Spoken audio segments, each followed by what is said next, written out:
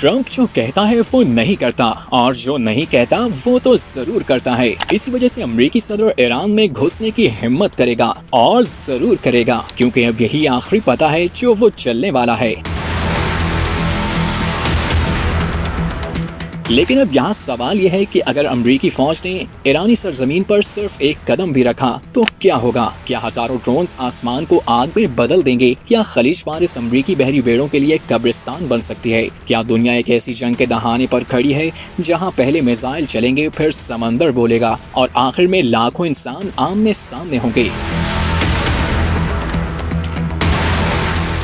آج ہم بتائیں گے اگر امریکہ نے ایران پر زمینی حملہ کیا تو ایران کا دفاعی پلان کیا ہو سکتا ہے، اور کیوں دنیا کے بڑے فوجی ماہرین کہتے ہیں کہ ایران میں داخل ہونا آسان لیکن واپس نکلنا شاید ناممکن ہو۔ امریکہ نے عراق دیکھا، افغانستان دیکھا، لیکن ایران ایک بالکل مختلف میدان جنگ ہوگا۔ یہ صرف ایک ملک نہیں، اگر اس کے جغرافیے پر بات کریں تو پہاڑوں، سرنگوں، زیر زمین اڈوں، میزائل شہروں اور برسوں سے تیار کیے گئے دفاعی نظام کا نام ہے۔ اسی لیے دنیا بھر کے فوجی تجزیہ کار برسوں سے ایک ہی سوال پوچھتے رہے ہیں کہ اگر امریکہ ایران میں داخل ہوا تو پہلا وار کون کرے گا؟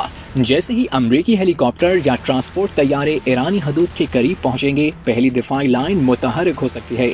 ایران کے پاس مختلف اقسام کے ڈرونز اور بیلسٹک اور کروز میزائل موجود ہیں جنہیں امریکی فوج کی پیش قدمی روکنے کے لیے استعمال کیا جا سکتا ہے۔ فوجی ماہرین کے مطابق ابتدائی چند گھنٹے پوری جنگ کا رخ بدل سکتے ہیں۔ اگر بحری راستہ اختیار کیا گیا تو اصل امتحان خلیج فارس میں ہوگا۔ ایران برسوں سے آبنائے ہرمز کو اپنی سب سے بڑی دفاعی برتری قرار دیتا آیا ہے۔ سمندری بارودی سرنگیں، تیز رفتار حملہ آور کشتیاں، آبدوزیں اور ساحل سے داغے جانے والے اینٹی شپ میزائل امریکی بحری بیڑے کے لیے ایک بڑا چیلنج بن سکتے ہیں۔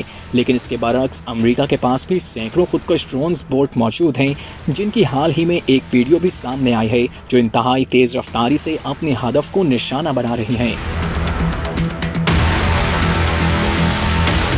لیکن فرض کریں یہ تمام دفاعی حصار بھی عبور کر لیے جائیں، تب جنگ کا سب سے مشکل مرحلہ شروع ہوگا۔ وہ ہے زمینی جنگ۔ یہ وہ مرحلہ ہے جہاں صرف ٹینک اور طیارے فیصلہ نہیں کرتے، بلکہ جغرافیہ اور لڑنے والوں کا حوصلہ بھی جنگ کا رخ بدل دیتا ہے۔ ایران کے پاس باقاعدہ فوج، پاسداران انقلاب، بسیج رضاکار فورس اور دیگر مسلح یونٹس موجود ہیں جو مختلف علاقوں میں مزاحمت کر سکتے ہیں۔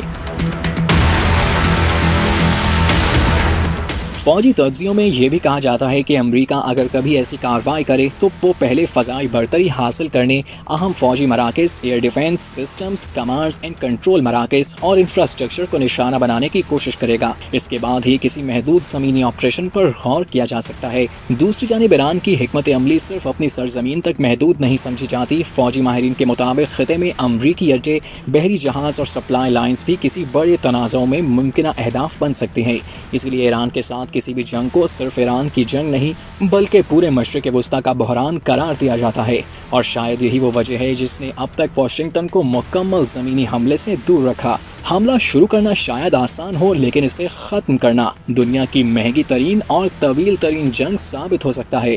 اگر کبھی امریکہ اور ایران کے درمیان مکمل جنگ چھڑ گئی تو یہ صرف دو ملکوں کی لڑائی نہیں ہوگی، بلکہ ایسی آگ بن سکتی ہے جس کی لپیٹ میں پورا مشرق وسطیٰ، عالمی معیشت اور شاید پوری دنیا آ جائے۔